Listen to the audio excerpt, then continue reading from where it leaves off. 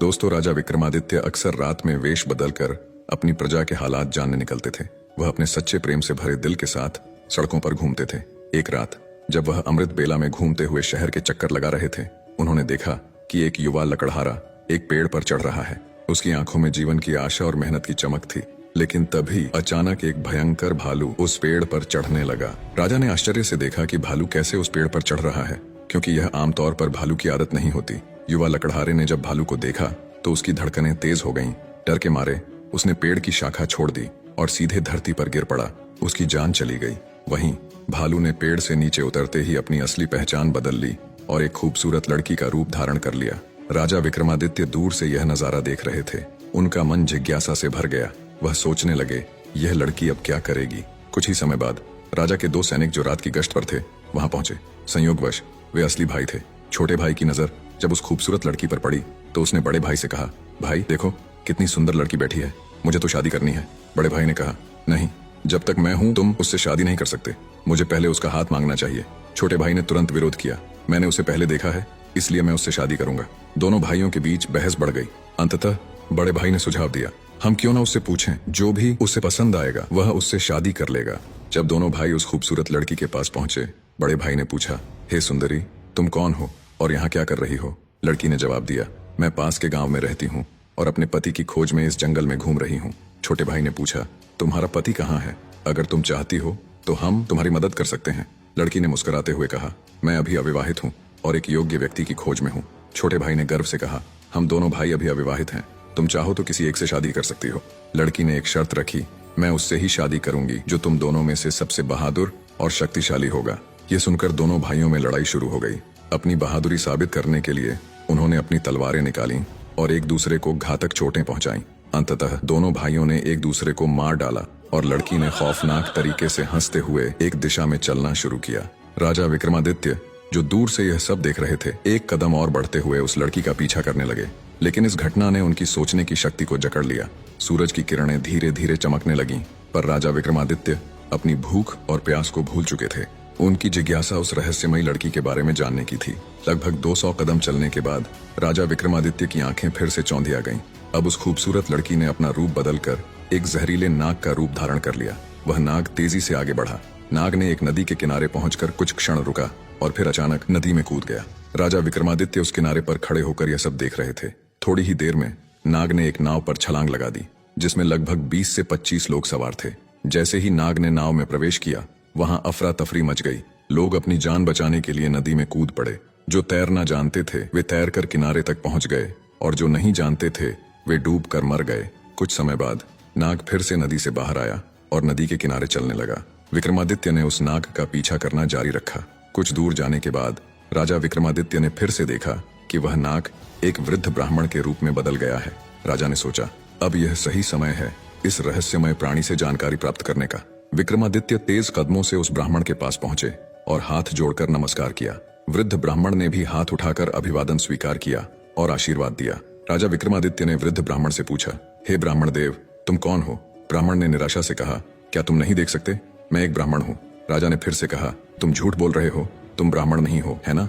ब्राह्मण ने चिढ़ते हुए कहा, फिर तुम मुझे बताओ मैं कौन हूँ। राजा ने कहा, तुम वह नहीं हो जो तुम दिखते हो। ब्राह्मण ने उत्तर दिया, जो भी मैं हूँ तुम्हें उससे क्या मतलब, तुम अपने काम से काम रखो और अपनी राह देखो। राजा विक्रमादित्य ने दृढ़ता से कहा, मैं तुम्हें बिना सच जाने नहीं छोड़ सकता, तुम्हें सच बताना ही होगा। ब्राह्मण ने फिर कहा, मैंने तुमसे कहा ना कि मैं एक ब्राह्मण हूँ। राजा ने कहा, तुम मुझसे झूठ नहीं बोल सकते, मैंने तुम्हें तब से देखा है जब तुमने लकड़हारे को मार डाला था। फिर तुमने एक सुंदर लड़की का रूप धारण किया और उन दो सैनिकों को एक दूसरे को मारने पर मजबूर किया। फिर तुम जहरीले नाग में बदल गए और नदी में कूद पड़े। तुमने नाव पर सवार लोगों में अफरा तफरी मचाई। अब तुम एक वृद्ध ब्राह्मण के रूप में हो। सच सच बताओ, तुम कौन हो। राजा विक्रमादित्य की बातें सुनकर ब्राह्मण ने कहा, अगर मैं नहीं बताऊं तो तुम क्या करोगे। राजा ने अपनी तलवार निकालते हुए कहा, तब तैयार हो जाओ मरने के लिए। तुम्हें नहीं पता कि यह विक्रमादित्य की नगरी है। तुम इतने लोगों की जान लेकर इस पवित्र राजा के राज्य में जीवित नहीं रह सकते। अब सच्चाई बताओ। ब्राह्मण ने राजा की इस प्रशंसा पर जोर से हंसते हुए कहा, मुझे पता है कि यह शहर सम्राट विक्रमादित्य का है और तुम वही विश्व प्रसिद्ध सम्राट हो। फिर भी एक बात जान लो, तुम मुझे नहीं मार सकते। एक दिन आएगा जब मैं तुम्हें मरने पर मजबूर कर दूंगा। राजा विक्रमादित्य उसकी बातों को सोचने लगे। जो इस भेष में भी मुझे पहचानता है वह साधारण व्यक्ति नहीं हो सकता। फिर उन्होंने थोड़ी विनम्रता दिखाई और कहा, अब जब तुमने मुझे पहचान लिया है, कृपया मुझे बताओ कि तुम सच में कौन हो। ब्राह्मण ने कहा, तुम एक राजा हो और राजहट पर अड़े हुए हो, इसलिए मुझे तुम्हें सारी बातें बतानी पड़ेगी, मगर तुम मेरी बातों में विश्वास नहीं करोगे, इसलिए सबसे पहले मुझे तुम्हें बताना होगा कि मैं कौन हूँ। तो हे राजा, ब्राह्मण ने कहना शुरू किया, अब ध्यान से सुनो कि मैं कौन हूँ और तुम्हारी राजधानी में क्यों आया हूँ। मेरा नाम काल है। तुम जानते हो कि इस दुनिया में जन्म लेने वाले सभी जीवों की मृत्यु निश्चित है, इसलिए इस भूमि को मृत्यु लोक भी कहा जाता है। जब कोई जीव माँ के गर्भ में आता है तो सब कुछ बनने के बाद आत्मा उसमें प्रवेश करती है और जीवन जागृत होता है। इसी समय उसके मृत्यु का समय, स्थान और परिस्थितियां भी सृष्टिकर्ता द्वारा निर्धारित की जाती हैं। हे राजा, ब्राह्मण ने आगे कहा, तुम जानते हो कि चित्रगुप्त हर जीव की जीवन और मृत्यु का रिकॉर्ड रखते हैं। जब किसी जीव की मृत्यु का समय आता है तो वह धर्मराज को सूचित करते हैं। अब चूंकि सभी जीवों की मृत्यु और मुक्ति का विभाग भगवान शिव के पास है, इसलिए धर्मराज भगवान शिव से अनुमति मांगते हैं कि उस जीव को मृत्यु दी जाए।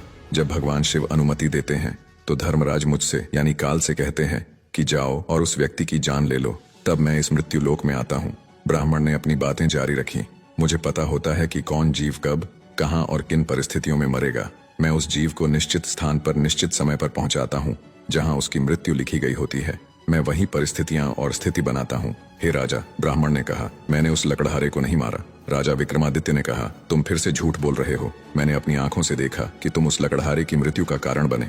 ब्राह्मण ने कहा, बिल्कुल, मैं कारण बनता हूँ, लेकिन भौतिक लोग सोचते हैं कि लकड़हारा पेड़ से गिरकर मर गया और फिर मुझे धर्मराज के आदेश का पालन करना होता है। उसकी मृत्यु पेड़ से गिरने के कारण लिखी गई थी, इसलिए मैंने एक रूप धारण किया और वही परिस्थितियां उत्पन्न की ताकि वह उस घटना का शिकार हो जाए। सोचो, ब्राह्मण ने समझाया, अगर मैं असली रिच होता तो क्या वह कभी पेड़ पर चढ़ पाता? वह कभी नहीं चढ़ सकता था, लेकिन मैं वहां था और मेरे लिए कुछ भी असंभव नहीं है। अगर हम उन सैनिक भाइयों की बात करें तो मैंने उन्हें भी नहीं मारा, क्योंकि उनकी मृत्यु एक दूसरे के हाथों लिखी गई थी। इसलिए मैंने उनके लिए एक सुंदर लड़की का रूप धारण किया। नाव में जो कुछ लोगों की मृत्यु डूबने के कारण हुई, उनकी मृत्यु भी इसी तरह लिखी गई थी।